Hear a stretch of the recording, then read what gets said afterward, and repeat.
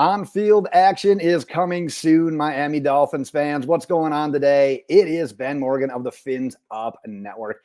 And yeah, while OTAs, grand scheme of thing, it's pretty tame, man, at least we've got something on the horizon that actually resembles NFL football coming up here. So that's what we are talking about today, previewing the upcoming OTAs minicamp for the Miami Dolphins, specifically highlighting, I've got the top 3 things, no particular order, just 3 things that I'm going to be watching for as the Miami Dolphins get set to embark on. Look at the dates right there. They're going on the scroll. It's 6 OTA sessions followed by a little bit of a break. And then you got 3 mandatory minicamp sessions in June. So the first OTA sessions are just that are very organized teams activities. They are voluntary.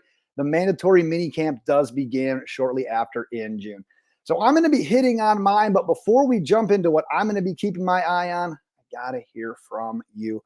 What are you going to be keeping your eye on as the Dolphins get set to hit the practice field? Yes, we just had the rookies not too long ago get their turn on the field, but now we've got the entire squad getting set for OTAs and minicamp. So let me know in the comments what you're going to be keeping an eye out for. Get subscribed if you haven't done so already. Like you can see there on the scroll, you can get subscribed. You can catch all of our OTA reports because yes, we will be back after each and every single one of those sessions, letting you know how the day of practice went.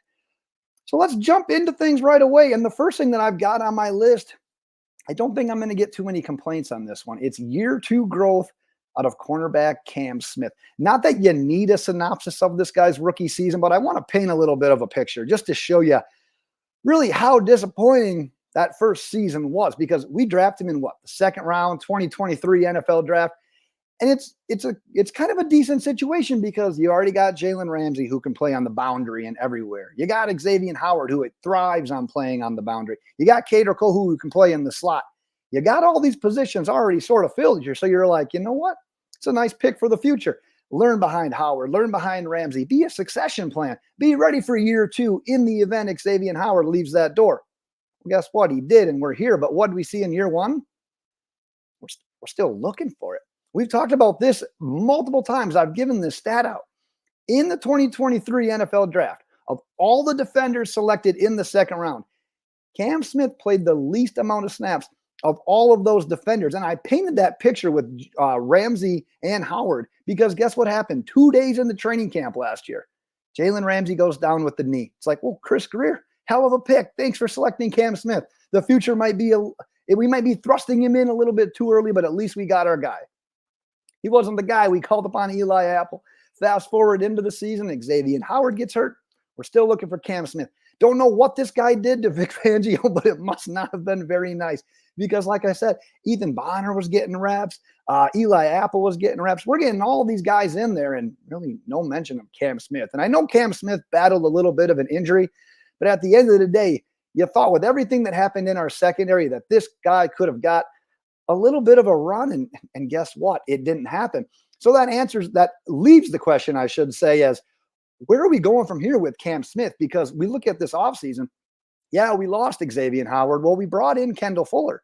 And you would think that you're not just going to hand the keys over to Cam Smith after what he showed last year, but it's almost what he didn't show last year. It's likely going to be Kendall Fuller filling that Xavier Howard role. You're going to give probably the veteran the situation, the leg up in this situation is what I'm trying to say. So where does Cam Smith fall in? Because you still got Ramsey, you got Fuller, you still got Kohou in the slot. Well, is Cam Smith going to be the guy that, well, maybe if one of those guys gets hurt, maybe he steps in this year? Do you have a package for him where, you know what, Jalen Ramsey is at his best when he can kind of roam a little bit, when he can just be an athlete out there? Maybe you got a situation where Cam Smith can play a little bit on the boundary and free up Jalen Ramsey to play in the slot, to play some safety, just to be that roamer. Well, guess what? You can't do that unless Cam Smith is ready, unless someone is ready, I guess I should see. But we would love to see it from Cam Smith. Like I said, we invested this draft capital in him for a reason. I'm truly a Cam Smith believer. He was a second-round pick for the reason, for a specific reason. He was doing awesome in training camp last year. I know he got toasted, I think. What was it? A game against the Jaguars in preseason where they opened the second half. He gave up a bomb touchdown. Outside of that, he had a pretty decent preseason. He had a really strong training camp offseason. And then some injuries happen, some confidence being shook, whatever it ended up being, lack of relationship with Vic Fangio, whatever that is, we need to see if he can overcome those issues from last year and really step up and become a contributor at some level here in year two. Let's go on to the second thing that I've got today, and that's whether or not we're going to see a bump in targets from tight ends. Because right after we signed Odell Beckham Jr., we put out a video and it said, you know what? Jonnu Smith was that guy that was kind of third in line for targets in this offseason behind Hill, behind Waddle. Then it was likely Jonnu Smith. Well, you enter Odell Beckham Jr., and I tell you what, I'm low-key really jacked about the addition of Odell Beckham, not just to be, I'm kind of a sidetrack rant here, but not just to be the third pass catching option on this team, but to really free up Tyreek Hill, Jaylen Waddle when they're not on the field, or move them around in the formation as well, and be able to have that guy like Odell Beckham that can play on the outside, that can play on the inside. It really opens up this offense. But by opening up that offense and by becoming that de facto third wide receiver on this team, what happens to the targets to the tight end position? Because you can make an argument that Jonnu Smith brings something to this team, to this tight end room, that Mike McDaniel truly hasn't had with the Miami Dolphins. Now, he's had it with other teams that he's worked with, George Kittle being the obvious answer to that. But Jonnu Smith brings something that, what, Mike Gesicki, athletic, rangy, great hands, acrobatic catches. What did he do after the catch? Nothing. Very little ability to create after the catch. Durham Smythe, he's kind of like a last resort type of option. His hands are fine, but he's not blowing your doors off. He's not doing anything to get you super excited after the catch either. He's known for his inline blocking. Jonnu Smith is kind of the polar opposite. Jonnu Smith is so good after the catch from the tight end position. It's kind of a rarity in the NFL to see a tight end screen. Jonnu Smith, Travis Kelce, Kyle Pitts, those are the kind of guys you can do this for and actually feel good about that play call. So I think tight end targets are warranted.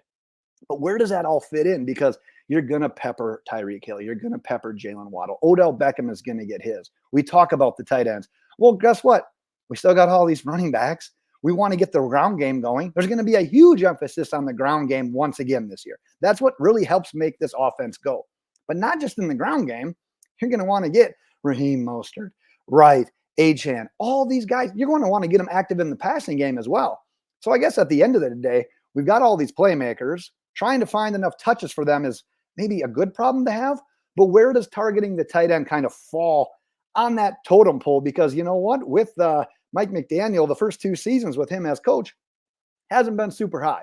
But I say that knowing Jonnu Smith brings an added skill set to the position that we truly, really haven't had since he's been the coach. So in training camp, are they getting the targets? Are they getting the production? Are they getting their numbers called? Keep an eye out for that. All right, I got one more here. We'll wrap up real quick. We're hitting the point of the offseason where we've kind of talked about this throughout the offseason, actually, is who's going to merge on the defensive line. We got to get the guys in, see who's penetrating the line of scrimmage, see who's getting those tackles from the running backs at the line of scrimmage, see in training camp who's getting the would-be sacks, because we're not touching quarterbacks, obviously. The time is now. These first OTA sessions, and I should have said this in the beginning, it's hard in OTAs with the nature of these type of practices to always tell who's really going to step up, take that next step on the offensive line, the defensive line, even running backs at some capacity there. So that's why I don't have offensive line on today's list. I won't blame anyone that does. I would really like to get some answers at that right guard spot. How is the offensive line gelling and everything with Brewer at center? Like I said, that can be my 3B if this was my third one. But regardless, I want to see who emerges from this defensive line, because listen to these names. Tier Tart, Brandon Peely, Davion Nixon, Isaiah Mack, Benito Jones, Jonathan Harris, Deshaun Hand, Neville Gallimore. I said a lot of names. And hopefully someone can rise from that cluster. But you know what? We made a lot of free agent signings. We didn't make the splash free agent signing. We didn't draft a guy like Jerzon Newton or Byron Murphy early in the NFL draft. We didn't go that route. We opted to say, you know what? We got Zach Sealer and we got all these guys. Let's see who emerges. Let's see who can rise to the top from all of these and be those guys that can maybe either solidify yourself as a starter or at least be part of a rotation, because we've talked about that this offseason too. Maybe it's not just 1 or 2 guys that are getting the bulk of those snaps.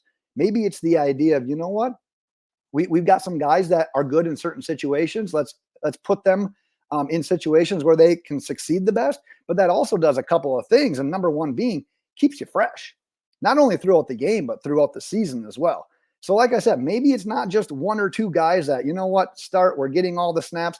The Dolphins have shown that they'll funnel through some defensive linemen kind of on a weekly basis, but it's a new defensive coordinator right now. So don't be surprised if we see a little bit of a rotation. But at the end of the day, we need one of these defensive linemen, two or three of these defensive linemen, to not only show up and say, you know what, I'm that starting caliber guy. Maybe we're not Christian Wilkins-esque, but you can rely on me. And it's not only just for the starters. We lost all those other guys. We lost Raekwon Davis as well. We need to round out this position in general. So I'm a little bit guilty of this myself, but we almost got to use this year as kind of like a trial run. What do we have along Zach Sealer? So we know if we need to prioritize the interior defensive line in the following offseason as well. So like I said, I'm getting way ahead of myself right there. But at the end of the day, if you're looking at this team's strengths and weaknesses, I say if there's a positional group that you don't quite know yet, that's a little bit of a question mark yet, in my opinion, it's that interior defensive line that we need to see a little bit out of here. Yet this offseason, Dolphins fans, I'm going to wrap it up right there. As I mentioned, drop the things that you're going to be having your eye on in the comments below. Get subscribed if you haven't done so already. Like I said, we'll be back following each of the practice sessions, giving a recap of the day's action. We will cut it right there for the day, Miami Dolphins fans. And until next time, Fins